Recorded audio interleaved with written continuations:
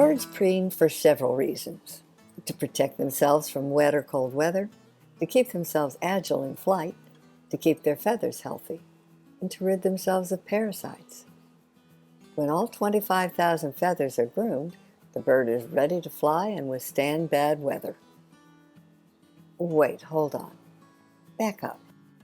25,000 feathers? That's how many the bird has to keep in good working order?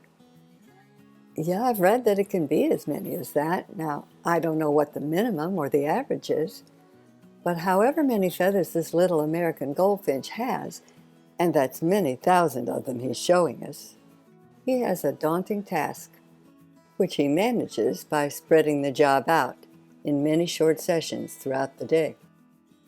Granted, it looks like they're pulling through chunks of feathers.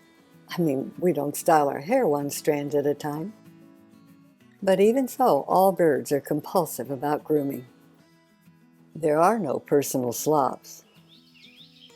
And you'll find them devoting time to it at the oddest moments.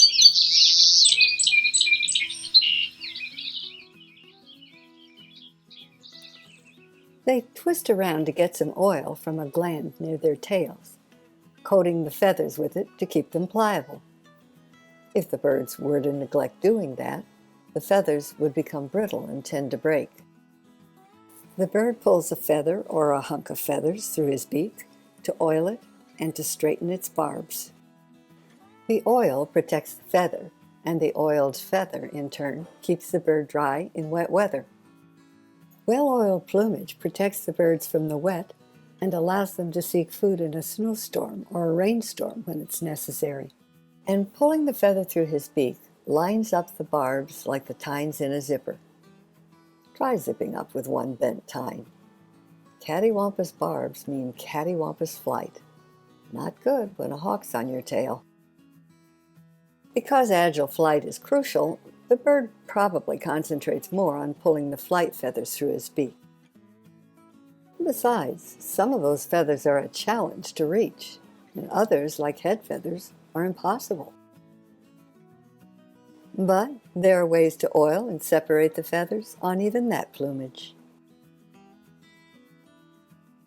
One more advantage of pulling the feathers through the beak is that it gets rid of parasites. Now that's a long list of what preening accomplishes, and there's one more item in the list. The bird needs air in his plumage to provide bits of space between the feathers and keep them from being a matted lump. The preening adds some air, all right, but the bird also stretches and shakes himself to separate the feathers from each other. Stretching gives the flight feathers a chance to get properly lined up.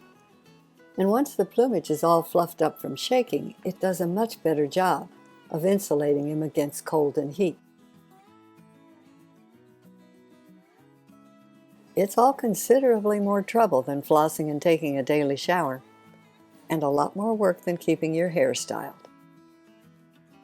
But then again, they get to fly.